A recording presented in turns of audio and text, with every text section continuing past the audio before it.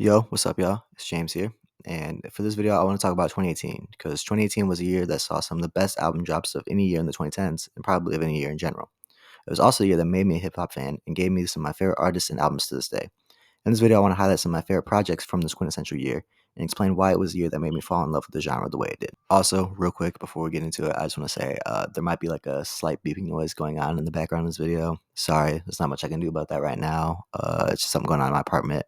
It's been in some past videos, so hopefully it doesn't affect this too much. But I just want to apologize for that and explain like what it is off rip. But anyways, without further ado, let's get into the video now. I want to highlight three albums that weren't necessarily in my top five of the year, but that's just down to taste. But they definitely deserve to be talked about and appreciated because they were huge in that year and they were absolutely phenomenal. And that is Astro World by Travis Scott, Swimming by Mac Miller, and KOD by J. Cole. I want to start with KOD first because that one is one I listened to a lot back in 2018 and was really important to me. I actually credit KOD with like getting me into hip hop because Cole was somebody who I'd always heard about because he's one of the biggest names in hip hop, but he was someone I never really like listened to. I just heard he was a good rapper, but I wasn't really interested in checking him out. He didn't make the music I was into at the time, which was more corny hip hop, I guess you could say. But KOD came out and it was just convenient timing because I was like interested in checking other stuff out. So it dropped, I think, around like April. I don't know the exact month, but it dropped and I listened to it and I liked it. I thought it was a dope project. It was cool. It had a lot of flows and just sounds I wasn't used to, but I really enjoyed. Cole as a rapper has always been steady and consistently good. And on this project, he is very, very good. Looking back, it's not one of my favorite Cole projects. It's actually towards the bottom of his discography for me. I like KOD, but compared to like uh, Four Your Eyes Only, 2014 Forest Hills Drive, Born Sinner, even like the off season, I think I prefer over KOD. I think they're all better albums. But KOD is still a dope project and it still holds a special place in my heart for like getting me into this style of hip hop and really making me a hip hop fan. Or starting getting the ball rolling for it at least so I could find other stuff that I really enjoyed, including Cole's back catalog that he already had at the time and that he's built upon since. Then I'll talk about Astroworld. Astroworld was the project I really didn't listen to when it came out in 2018. I just didn't really have an interest. And since I've gone and checked it out, and it's a really cool project. I enjoy it. Travis Scott is a dope artist. He's not necessarily my type of hip hop generally. I'm not that much of a trap guy. I respect trap as a subgenre, but it's not really for me. But I do enjoy this project.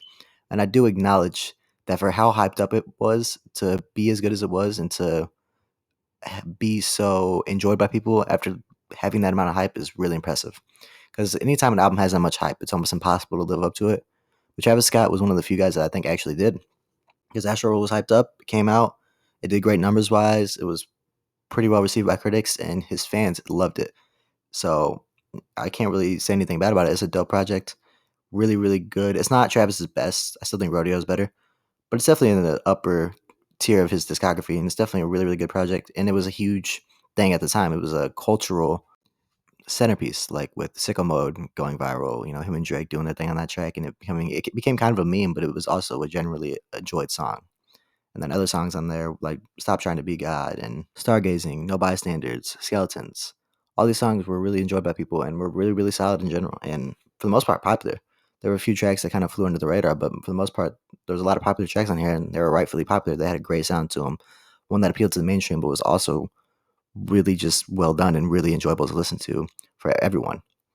And I think this album is important to 2018. When you talk about 2018, you can't look at it and not look at Astroworld because of how big it was and because of how good it was. And it definitely deserves the love it gets. Although it's not my favorite from the year, it is definitely a really, really solid project, and it definitely deserves the hype it gets. Swimming is a fantastic project. It is one of the best from 2018 without a doubt. The only reason I don't have it as one of the five that I'm focusing on for this video is just because I didn't listen to it a lot at the time. Going back and listening to it, I recognize the greatness of it, but at the time it just was something I kind of slept on, so I didn't feel right putting it into the top five because it's just like I'm focusing on projects that like really influenced me at the time I was becoming a hip hop fan. You know what I mean? But Swimming is fantastic. It is a project that almost to me has like an air of sadness to it, just because of the fact that it was Mac's last project he was able to work on while he was alive. Obviously, Circles came and Circles was fantastic, but it wasn't fully finished before his death, unfortunately. But despite that air of sadness that Swimming kind of has to me, it doesn't really stop it from being a fantastic album. It's absolutely beautiful, and I think the themes he strikes on it are absolutely phenomenal. Being able to like experience self love and just heal from burdens and things you've carried with you and things that have hurt you. and also being able to grow mentally and physically, just like with yourself. I think those are all really, really important topics to touch on. And I think he touched on them super well on this album. And as an artist, I think Mac Miller was great at addressing those topics. I think he did it better than most artists in the game do. He was absolutely phenomenal. And this album is a great example of it. I absolutely love this project. It's not my favorite Mac Miller album, but it's definitely up there, and it's beautiful. It's absolutely beautiful and absolutely one of the best from 2018. So now I'm going to get into the 5 albums that really shaped that year for me and really shaped me becoming a hip hop fan, starting with DiCaprio 2 by JID. I think this project is phenomenal. It was one of the first albums I remember like staying up till midnight to like listen to when it dropped. It's one of the first albums I remember being super hyped for because JID was someone who like he had dropped an album in 2017. And as I got into music in 2018, I started to listen to more of his work and kind of like become aware of him. And also the singles from this project, 151 Rum especially, was like a song I listened to and I really, really enjoyed.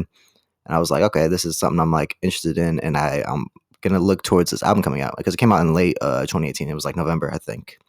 Yeah, November 26th. So like I was hyped for it, and I was waiting, and then when it finally dropped, I listened to it, and it lived up to the hype. It was a great project. You could argue whether it was his best at the time. Now I don't think it is because the Forever Story dropped and it's better. But back in 2018 when it dropped, it was either that or the Never Story as his best. You could really go either way to me. But undeniably, it was a great project. With 151 Rum being the lead single and being one of my favorite songs on the album still. Off the Zoinkies was great.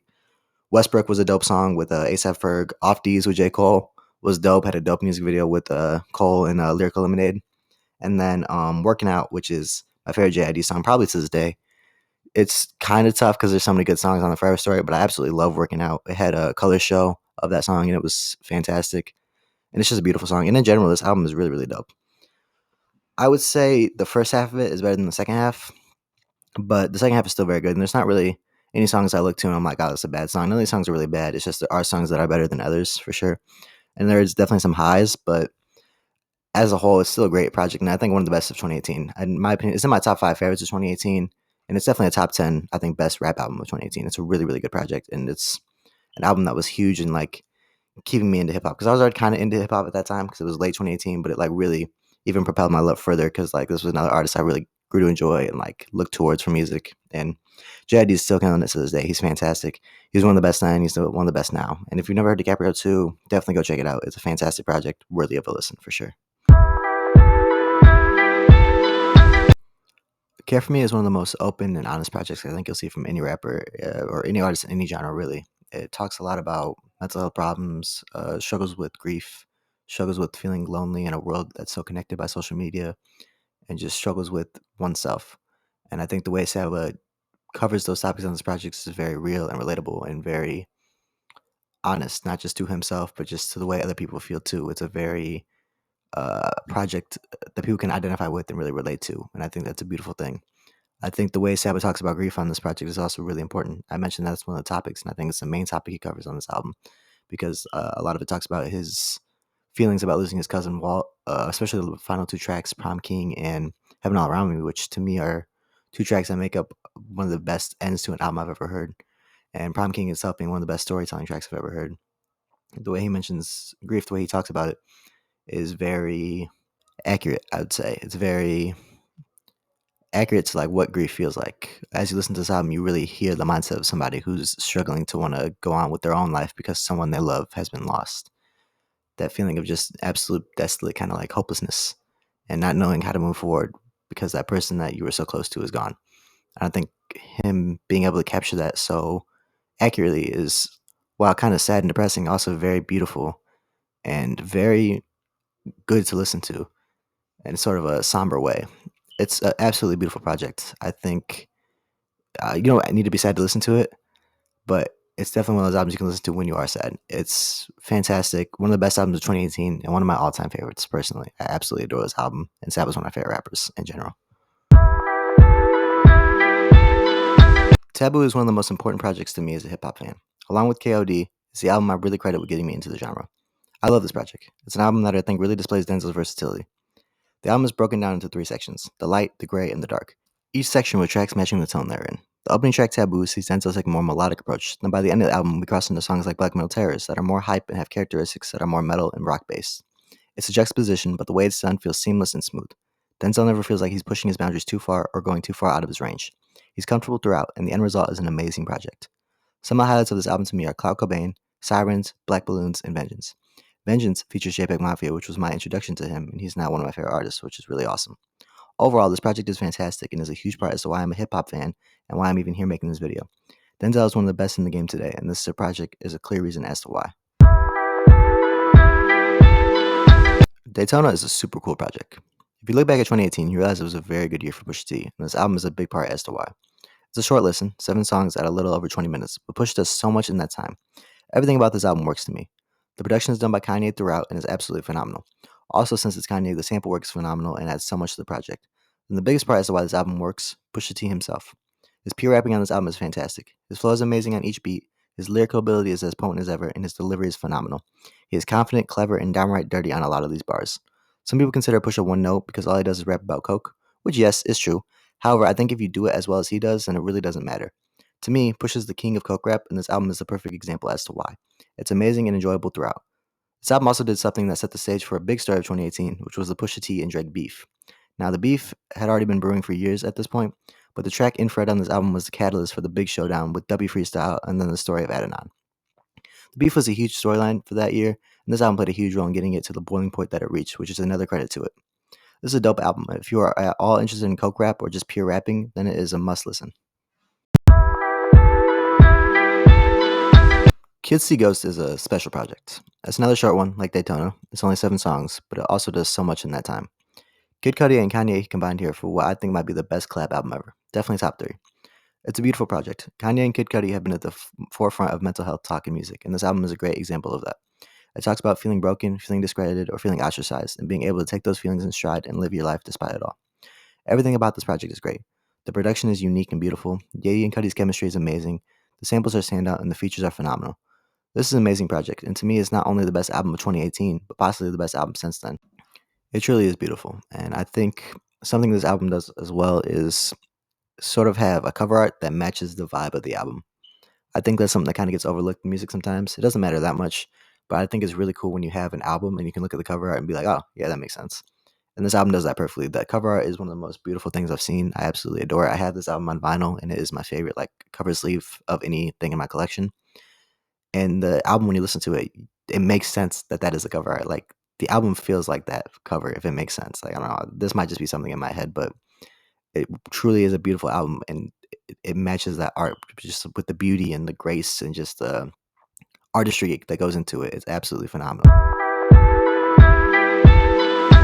So yeah, that was 2018 hip hop. Some of 2018 hip hop. There's more projects. Obviously, it was a great year all around, but these are the projects that meant the most to me and ones I really wanted to highlight and talk about. Grateful I got to make this video. Grateful that I'm able to talk about it in this capacity. It's amazing. Thank y'all for listening. If you made it this far, it means the world.